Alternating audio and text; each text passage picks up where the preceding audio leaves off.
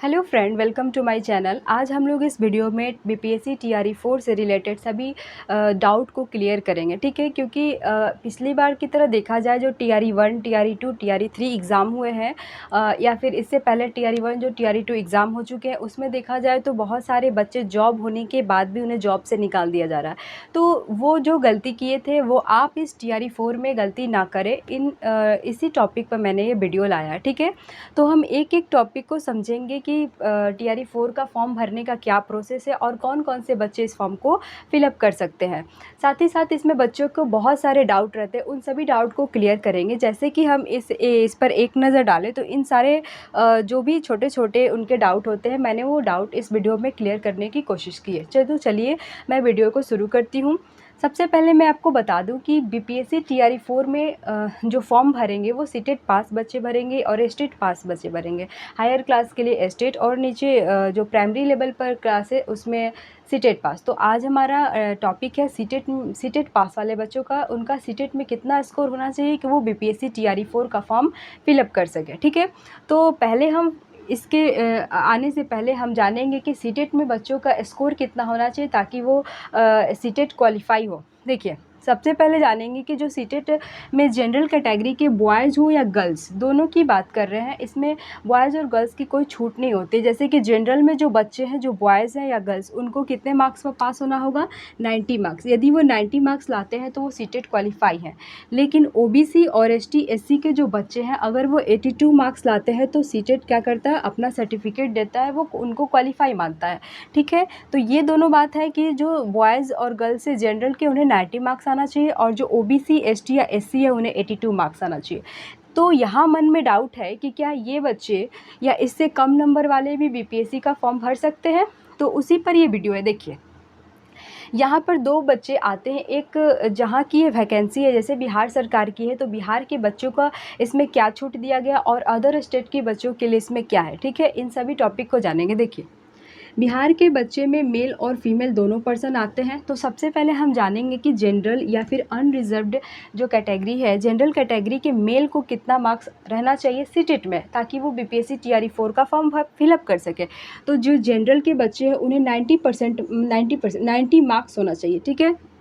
जैसे कि सीटेट के एग्ज़ाम 150 का होता है, तो उसमें आपको कितना मार्क्स होना चाहिए? 60 मार्क्स का। 150 का 60 मार्क्स कितना होना 60% कितना होना चाहिए? 90 मार्क्स। तो जो जनरल के बच्चे हैं उन्हें कितने मार्क्स आने चाहिए? 90 मार्क्स, ठीक। इसके बाद ईडब्ल्यूएस वाले जो बच्चे हैं उनका भी कितना मार्क्स होना चाहिए? सिर्फ मेल की बात करें तो उनका भी 90 मार्क्स रहना चाहिए सीटेट में, ठीक है। इसके बाद हम ईबीसी और बीसी की बात करें, ईबीसी कैटेगरी और बीसी, तो इनका मार्क्स मेल में कितना होना चाहिए? तो देखिए, इसमें भी इनका 82 और इनका भी 82 मार्क्स होना चाहिए। और इसकी बात करें एसटी एससी या फिजिकली हैंडिकेप्ड के जो बच्चे हैं उन्हें वो मेल पर्सन में इनका 75 आना चाहिए। देखिए, यहाँ पर बात किया गया है जनरल की, तो जनरल में जो मेल पर्सन है उन्हें किसी प्रकार की छूट नहीं दी गई है। जैसे कि जनरल के बच्चों को 90 मार्क्स पर ही पासिंग मार्क्स है, तो यहाँ भी उन्हें सीटेट में 90 मार्क्स ही चाहिए, ठीक है। तो इनको किसी भी प्रकार की छूट नहीं है। इसके बाद बात करें ईबीसी और बीसी कैटेगरी के बच्चे को, तो बीसी वाले जो बच्चे हैं उनको सीटेट में 82 मार्क्स चाहिए क्वालिफाई होने के लिए, लेकिन बीपीएससी का फॉर्म भरने के लिए इन्हें भी 82 मार्क्स चाहिए। यानी कि इन बच्चों को कोई भी प्रकार की छूट नहीं दिया गया है। वो बिहार सरकार में होते हुए भी मेल पर्सन को, जनरल वाले को 90, ईडब्ल्यूएस वाले को 90, ईबीसी और बीसी वाले को 82 मार्क्स होना चाहिए। अब यहाँ की बात करें कि जो एसटी है, एससी है या फिजिकली हैंडीकेप बच्चे हैं, इन्हें 75 मार्क्स की बात की। अगर इनका 75 मार्क्स भी सीटेट में है तो ये फॉर्म फिलअप कर सकते हैं। लेकिन अगर हम यहाँ बात करें कि सीटेट यानी सीबीएसई अपना रिजल्ट कितने नंबर पर देता है? 82 मार्क्स पर देता है एसटी एससी एससी का। तो जिनका बच्चे का मार्क्स 75 आया है तो उन्हें निराश होने की ज़रूरत नहीं है, क्योंकि बीपीएससी टीआरई 4 में ये फॉर्म फिलअप कर सकते हैं 75 मार्क्स पर ही, ठीक है। ये बच्चे क्या करेंगे? देखिए, जिनका 90 मार्क्स है यानी कि 150 में 60% है, तो वो बच्चे हैं जनरल ईडब्ल्यूएस। लेकिन 55% किन की बात किया गया है? तो ये ओबीसी जिसको हम बोलते हैं ईबीसी और बीसी, ठीक, इन दोनों बच्चों का 82 है। लेकिन एसटी एससी और फिजिकली हैंडीकेप के बच्चे जो मेल हैं उनको कितना पर होना चाहिए? 75 पर, यानी कि 50% पर ही ये फॉर्म फिलअप कर सकते हैं। ये तो बात हुआ मेल पर्सन का। अब हम फीमेल की बात करते हैं जो बिहार सरकार के हैं। ये बिहार सरकार के जो बच्चे बिहार के हैं उनके लिए है, जो मेल और फीमेल है। देखिए फ़ीमेल की बात करें तो जो जनरल में फ़ीमेल आती हैं उनका भी 90 मार्क्स पर क्वालिफ़ाई मार्क्स है, लेकिन यहाँ पर बिहार सरकार ने इनको 5% की छूट दिया है जो मेल पर्सन है, जो फीमेल पर्सन है जो जनरल कैटेगरी में आती हैं। तो जो फीमेल पर्सन है अगर उनका 90 मार्क्स से कम है तो फिर भी ये बीपीएससी टीआरई 4 का फॉर्म फिलअप कर सकती हैं, क्योंकि यहाँ पर इनको 82 मार्क्स पर ही फॉर्म भरने की छूट दी गई है। 82 मार्क्स पर भरेंगे, 5% इनको बिहार सरकार ने छूट दिया है। और उसके बाद बात करते हैं कि जो ईबीसी और बीसी के जो फीमेल कैटेगरी है तो उनको 82 पर, इनको किसी भी प्रकार की छूट नहीं है, क्योंकि यहाँ पर बात करते हैं तो ओबीसी, एसटी और एससी इनकी जो फीमेल है, जो ओबीसी की फ़ीमेल कैटेगरी है उनको 82 मार्क्स ही आना चाहिए सीटेट में, ठीक है। लेकिन यहाँ पर एक और बात है कि जो एसटी, एससी और फिजिकली हैंडीकेप है जो फीमेल पर्सन है तो उनको कितने पर 75 पर ही फॉर्म भरने के लिए छूट दिया गया है। यानी कि जो जनरल के बॉयज़ हैं, यहाँ फिर से एक बार समझते हैं बिहार के बच्चों के लिए जो मेल और फीमेल है। देखिए जो जनरल में बच्चे मेल हैं उन्हें 90 मार्क्स चाहिए और जो जनरल में फ़ीमेल पर्सन है उन्हें 82 मार्क्स चाहिए। इनको 5% की छूट दिया गया है। दूसरी बात करते हैं कि ईडब्ल्यूएस में जो बच्चे हैं जो मेल पर्सन है उनको 90 मार्क्स चाहिए और फीमेल में 82 मार्क्स चाहिए, ठीक। लेकिन ईबीसी और बीसी में क्या है कि इनमें किसी प्रकार की छूट नहीं है, इसमें मेल और फीमेल दोनों को 82 मार्क्स होना चाहिए। लेकिन यहाँ पर एसटी, एससी और फिजिकली हैंडीकेप की बात किया गया है तो उनके सीटेट में उनका 75 भी मार्क्स रहे मेल और फीमेल का तो ये बीपीएससी टीआरई 4 का फॉर्म फिलअप कर सकते हैं। इसके आधार पर ये समझ में आया। अब हम दूसरा जानते हैं कि अदर स्टेट के बच्चे के लिए क्या है। देखिए मैंने लिखा है साफ साफ कि कोई भी कैटेगरी हो, चाहे वो मेल, फीमेल, फिजिकली हैंडीकेप या ओबीसी, जनरल, एसटी, एससी, इसमें जितने भी है अदर स्टेट के जो भी बच्चे हैं, अगर वो बीपीएससी टीआरई 4 बिहार सरकार का शिक्षा विभाग में फॉर्म भर रहे हैं तो उन्हें किसी भी प्रकार की छूट नहीं मिल रही है। उन सभी बच्चों को जनरल में कैटेगरी में रखा गया है। अगर वो ओबीसी कैटेगरी के हैं तो अगर बिहार दूसरे स्टेट के ओबीसी कैटेगरी के हैं, अगर वो बिहार सरकार का फॉर्म भर रहे हैं तो वो फिर से जनरल में आ जाएंगे और यहाँ पर इनको 90 मार्क्स लाना ज़रूरी है, ठीक। यहाँ तक समझ में आया कि अदर स्टेट के लिए किसी भी प्रकार की कोई छूट नहीं है, जो भी छूट है वो बिहार सरकार में बिहार के बच्चों के लिए, ठीक है। तो यहाँ देखते हैं ये एक कैटेगरी हुआ। तो बिहार सरकार ने अपने बच्चों को छूट दिया है कि इसमें 75 रहेगा, फिर भी ये फॉर्म फिलअप कर सकते हैं। लेकिन अगर यही बच्चे बिहार के किसी अदर स्टेट के फॉर्म भरते हैं तो ये सभी बच्चे जनरल कैटेगरी में आ जाते हैं। जैसे कि अभी ये बच्चे हैं तो अभी सीटेट में कम नंबर होने के बावजूद भी उन्हें एक चांस मिल गया है कि ये फॉर्म फिलअप कर सकते हैं, बिहार के बच्चे बिहार में, ठीक। लेकिन अगर ये अदर स्टेट के फॉर्म फिलअप करेंगे तो ये फिर आ जाएंगे किसमें, जनरल कैटेगरी में, और इन्हें भी सीटेट में 90 मार्क्स होना चाहिए। ये दो बात हो गया। तो ये हो गया बिहार के बच्चों के लिए कि इतने मार्क्स होंगे तो ये फॉर्म फिलअप कर सकेंगे। और ये हो गया अदर स्टेट के बच्चे, उन्हें कोई भी कैटेगरी हो या एसटी हो, एससी हो, ओबीसी हो या मेल हो या फीमेल हो या फिजिकली हैंडीकेप हो, वो सभी बच्चे को बिहार सरकार में जो फॉर्म फिलअप करेंगे उन्हें जनरल कैटेगरी में रखा जाता है। और जनरल कैटेगरी का मार्क्स मैंने बताया था शुरू में कितना होना चाहिए, 90। यानी कि अगर इनका सीटेट के सर्टिफिकेट में 90 मार्क्स है तभी ये बिहार सरकार में ये शिक्षक बीपीएससी टीआरई 4 का फॉर्म फिलअप कर सकेंगे।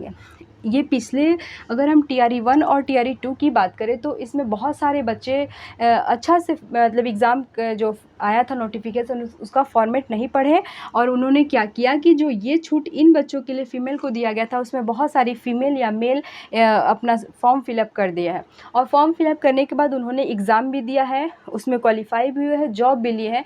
लेकिन अब देखा जाए तो उन सभी बच्चों को एक एक करके निकाला जा रहा है। तो ये गलती आप दोबारा से टीआरई 4 में नहीं करें। जब आपका 90 अबव मार्क्स रहे तभी आप बिहार सरकार में बीपीएससी टीआरई 4 का फॉर्म फिलअप करें।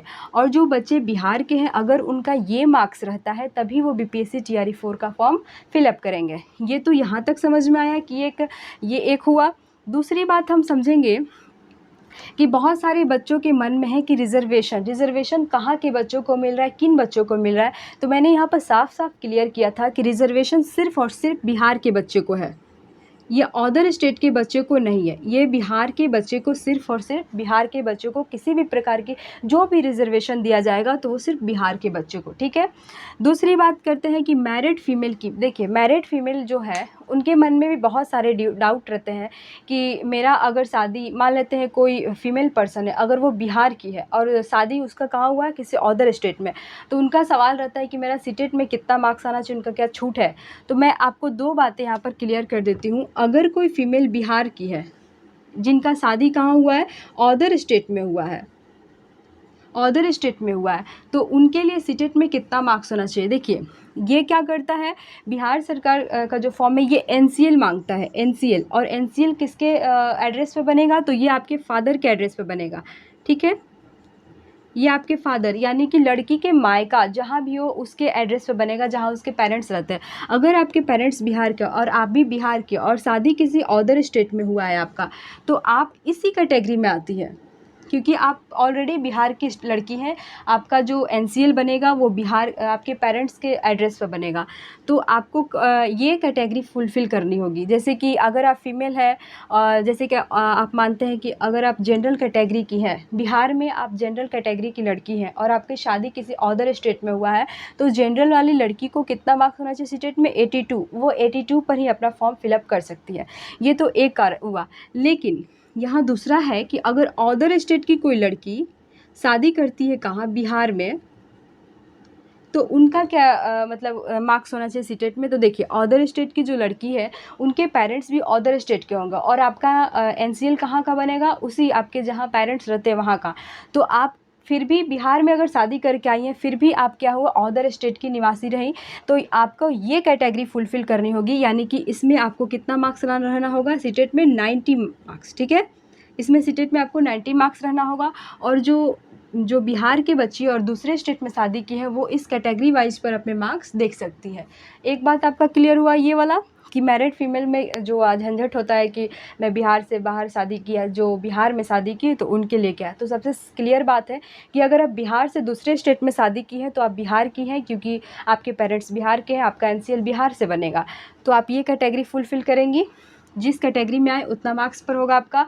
लेकिन अगर आप दूसरे स्टेट से शादी करके बिहार में आ रही हैं, तो आपके पेरेंट्स अदर स्टेट के और आपका एनसीएल भी अदर स्टेट से ही बनेगा, तो आपको 90 मार्क्स रहना चाहिए। एक बात क्लियर हो गया यहाँ पर। तो बहुत सारे लड़कियों को ये समझ में नहीं आया था और बहुत सारे फीमेल पर्सन ने इसमें गड़बड़ी किया और फिर वो अभी एग्ज़ाम जॉब लेने के बाद भी उन्हें जॉब से निकाल दिया जा रहा है। तो दूसरी गलती ये ना करें। तीसरी बात है कि अपीयरिंग कैंडिडेट, मतलब ये कैंडिडेट की बात करें, जैसे कि बहुत सारे बच्चों के मन में सवाल होता है कि मैम हम जो कोर्स कर रहे हैं, जैसे कि बीएड और डीएलएड आपने जो कोर्स किया है या कर रहे हैं, जैसे कि आपने एडमिशन ले लिया है और सीटेट का फॉर्म आया और अब उसमें क्वालिफाई हो गए हैं, तो जो बच्चे सीटेट अपने कोर्स के दौरान ही सीटेट के एग्ज़ाम में क्वालिफाई हुए, तो उनके मन में डाउट रहता है कि क्या वो सर्टिफिकेट वैलिड होगा। वो बिल्कुल वैलिड होगा, लेकिन वो कब वैलिड होगा, जब आप बीएड और डीएलएड का सर्टिफिकेट मिल जाएगा आपको। जैसे ही आपको बीएड या फिर डीएलएड का सर्टिफिकेट मिल जाए, तो आप अपीयरिंग जो सीटेट दिए हैं उसके सर्टिफिकेट पर भी आप ये फॉर्म को फिलअप कर सकते हैं। ये डाउट आपका क्लियर हुआ। और वो क्या होता, आप वो सर्टिफिकेट वैलिड है। बहुत सारे बच्चों के मन में डाउट आता है कि मैम हम अगर बीएड या डीएलएड में फ़र्स्ट ईयर में एग्ज़ाम दे दिए तो क्या वो सर्टिफिकेट मेरा वैलिड है सीटेट का। तो वो बिल्कुल वैलिड है। अगर आप मान लेते हैं आज एडमिशन लिया, जैसे कि आज आपने एडमिशन लिया और कल से सीटेट का फॉर्म फिलअप हो रहा है, तो आप उस फॉर्म को फिलअप मतलब भर सकते हैं। और वो फॉर्म क्या होगा, अगर आपने एग्ज़ाम देकर सीटेट क्वालिफाई कर लिया तो वो सर्टिफिकेट आपका वैलिड होगा, ठीक है। दूसरे बच्चों का क्लियर आ रहा है कि मैम यदि हम सेकेंड ईयर में अपने कोर्स के दौरान अगर आप सेकेंड ईयर में, तो क्या वो बीपीएससी टीआरई 4 का फॉर्म फिलअप कर सकते हैं। तो नहीं, जो अपीयरिंग स्टूडेंट है वो बीपीएससी टीआरई 4 का फॉर्म फिलअप नहीं कर सकते, क्योंकि फॉर्म भरने के लिए आपको ये क्या मांगेगा, सर्टिफिकेट। आपको क्या मांगेगा, सर्टिफिकेट मांगेगा। आपका जो कोर्स है, बीएड है या डीएलएड है, उसको सर्टिफिकेट चाहिए। सर्टिफिकेट प्लस सीटेट का मार्कशीट चाहिए। सर्टिफिकेट, सीटेट का सर्टिफिकेट, मार्कशीट और प्लस क्या चाहिए, बीएड प्लस डीएलएड का मार्कशीट चाहिए ओरिजिनल, ठीक। अगर ये सब आपके हाथ में है तभी आप ये फॉर्म फिलअप कर सकते हैं। अपीयरिंग वाले बच्चे जैसे कि सेकेंड ईयर में है, जिनका रिज़ल्ट अभी आया नहीं है, तो वो फॉर्म फिलअप नहीं कर सकते हैं, ठीक है। लेकिन ये आपका पूछा जा रहा है कि अपेयरिंग कैंडिडेट होते हुए भी अगर आपने सीटेट पास किया है तो वो आपका सर्टिफिकेट वैलिड होगा। कब रहेगा, लेकिन आप फॉर्म कब फिलअप करेंगे टीआरई 4 का, जब आपके हाथ में बीएड और डीएलएड का भी सर्टिफिकेट रहे, ठीक है। क्योंकि बीएड और डीएलएड का कोर्स पूरा होने के बाद ही आप ये फॉर्म फिलअप कर सकते हैं। ये बात समझ में आ गया। अब बात करते हैं कि बहुत सारे बच्चों ने NIOS से मतलब अपनी डिग्री ली थी, तो क्या वो बच्चे BPSC टीआरई 4 का फॉर्म फिलअप कर सकते हैं? तो नहीं, क्योंकि इसकी मान्यता सुप्रीम कोर्ट ने क्या किया है, रद्द कर दिया है। अब ये बच्चे फॉर्म फिलअप नहीं कर सकते हैं, ठीक है। तो इनको ये बच्चे फॉर्म ये नहीं भरे तो बिल्कुल सही है, क्योंकि अगर ये फॉर्म भरते हैं तो अगर उसके जगह पर कोई दूसरा बच्चा भी पास हो सकता है, तो ये फॉर्म नहीं भरे तो बेहतर है। इनकी वैलिड नहीं है ये, ठीक है। अगली बात है कि BPSC टीआरई 4 में कितने मौके हैं। टीआरई 4 क्या मतलब, एक BPSC टीचर का फॉर्म भरने के लिए किसी पर्सन को कितने मौके दिए जा रहे हैं, तो वो 3 से बढ़कर कितने हो गए हैं, 5।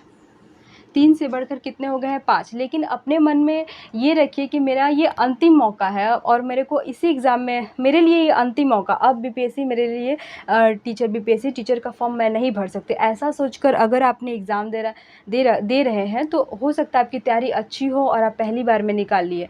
लेकिन अगर मन में ये बना लिए कि अभी मेरे पास बहुत सारे मौके हैं, तो ये आप ऐसा सोचने के बावजूद कभी भी एग्ज़ाम आपसे नहीं निकलेगा।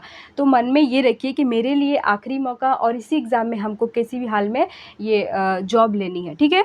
तो ये 3 से बढ़कर कितने हो गए हैं, 5 हो गए हैं। अगला आता है कि BPSC टीआरई 4 का नोटिफिकेशन और एग्ज़ाम कब होने वाला। देखिए, नोटिफिकेशन की बात करें तो ये सितंबर के महीने में आएगा, या तो लास्ट महीने में आएगा, ये मतलब लास्ट वीक में या फिर फर्स्ट वीक में। लेकिन ये कब आने वाला नोटिफिकेशन, सितंबर के महीने में, ठीक है। लेकिन इसका एग्ज़ाम कब होने वाला है, दिसंबर तक। दिसंबर के लास्ट वीक तक इसका एग्ज़ाम हो जाएगा BPSC टीआरई 4 का, और साथ ही साथ 3-4 मंथ के अंदर अंदर आपके जॉब भी लग जाएंगे। तो इतने बच्चे आप लोग को, इतने जो टॉपिक पे मैंने बनाया है वीडियो, समझ में आ गया होगा। देखिए, एक और सबसे बड़ी क्या रीज़न है, बिहार सरकार द्वारा अमान्य कॉलेज और यूनिवर्सिटी। मैं दूसरे वीडियो में इसके बारे में बताऊंगी कि बिहार सरकार द्वारा कौन से कॉलेज और यूनिवर्सिटी को, पूरे इंडिया में जितने भी कॉलेज यूनिवर्सिटी है उसमें से कौन कौन कॉलेज और यूनिवर्सिटी को बिहार सरकार ने अमान्य घोषित कर दिया गया है। अगर इस कॉलेज या यूनिवर्सिटी से जो बच्चे अपना बीएड और डीएलएड का डिग्री लिए हैं तो वो ये फॉर्म फिलअप नहीं कर सकते हैं। तो मैं इसका लिस्ट अगले वीडियो में लाऊंगी। तब तक जिन बच्चों को BPSC टीआरई 4 से रिलेटेड कोई भी डाउट हो तो आप उसको वीडियो के कमेंट में डाल दीजिएगा। मैं अगला वीडियो में उस कमेंट देकर उस पर भी वीडियो बना दूंगी कि क्या दिक्कत है, ठीक है। एक बार फिर ओवरऑल समझते हैं। देखिए, BPSC टेट का एग्ज़ाम पास करने के लिए आपको 90 मार्क्स होना चाहिए जनरल के बच्चे को, और OBC को 82 मार्क्स होना चाहिए। लेकिन यहाँ पर क्या कह रहा है कि जनरल वाले मेल को 90 रहना चाहिए और फीमेल को 82, यानी कि जनरल में जो जनरल और EWS बच्चे को फीमेल को 5% की छूट दी गई है 82 मार्क्स पर, ठीक। लेकिन हम वही बात करें EWS, ये EBC और BC वाले बच्चे को, तो इनमें किसी प्रकार की कोई छूट नहीं, उन्हें 82 मार्क्स मेल हो या फीमेल दोनों को रहना चाहिए। लेकिन ST SC और फिजिकली हैंडीकेप बच्चे को 75 ही रहना चाहिए। तो अभी से मैं उन बच्चों को बता दूँ जो ST SC और फिजिकली हैंडीकेप है, वो बच्चे अगर उनका सीटेट में 75 भी आया तो निराश ना हो, क्योंकि वो ये फॉर्म फिलअप कर सकते हैं। तो अपना सर्टिफिकेट जो मार्कशीट है उससे आप संभाल कर रखिएगा।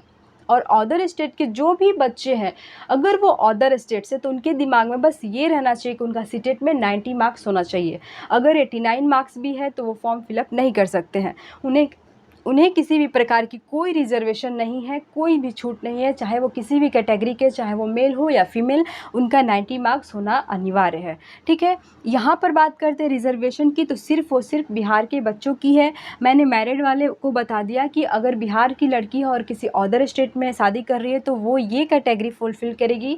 लेकिन अदर स्टेट की जो लड़की और बिहार में शादी कर रही है तो उसे अदर स्टेट का ही माना जाएगा। तो उसका कितना मार्क्स होना चाहिए, 90 मार्क्स होना चाहिए। यहाँ तक क्लियर हुआ। अपेयरिंग कैंडिडेट की बात करें, जैसे कि अपेयरिंग जो बच्चे बीएड और डीएलएड और बीएड के दौरान सीटेट पास किए हैं तो उनका सर्टिफिकेट वैलिड होगा। लेकिन वो फॉर्म कब फिलअप करेंगे ये वाला, जब उनके हाथ में बीएड और डीएलएड की डिग्री आ जाए। फिर यहाँ पर बात करते हैं अपेयरिंग स्टूडेंट, तो जो बीएड और डीएलएड कर रहे हैं और सेकेंड ईयर में है और अभी उनका एग्ज़ाम हो चुका है, मान लेते हैं सेकेंड ईयर का, तो वो भी फॉर्म फिलअप नहीं कर सकते हैं जब तक उनका ये सर्टिफिकेट ना आ जाए। बीएड और डीएलएड का सर्टिफिकेट प्लस सीटेट का सर्टिफिकेट रहना चाहिए, तभी आप ये फॉर्म फिलअप कर सकते हैं। एनआईओएस की बात करें तो ये बच्चे फॉर्म ना भरें, क्योंकि इनको सुप्रीम कोर्ट ने इनकी मान्यता रद्द कर दी है।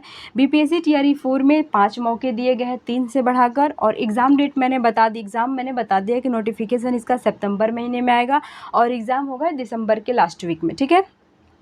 ये वाले बिहार सरकार द्वारा अमान्य कॉलेज यूनिवर्सिटी में नेक्स्ट वीडियो में लाऊंगी। तब तक आपके मन में जो भी डाउट हो आप कमेंट कर दीजिएगा, मैं उस कमेंट को भी नेक्स्ट वीडियो में अच्छा से विस्तार कर दूंगी। इतना आप लोग को समझ में आ गया? अगर आप ये सभी चीज़ों को ध्यान से देखें और इससे आप समझें तो भी आप बीपीएससी टीआरई 4 का फॉर्म फिलअप करें, और नहीं तो अगर आपने ज़रा से भी गड़बड़ी करके फॉर्म फिलअप किया तो आपको टाइम की बर्बादी होगी, और आपने जॉब से निकलने के बाद जो बदनामी होती है वो भी अलग होती है। तो इन सभी को आप ध्यान में रखते हुए बीपीएससी टीआरई 4 का फॉर्म फिलअप करिएगा। तब तक के लिए आप सभी को हमारी तरफ से शुभकामनाएं। Thank you so much.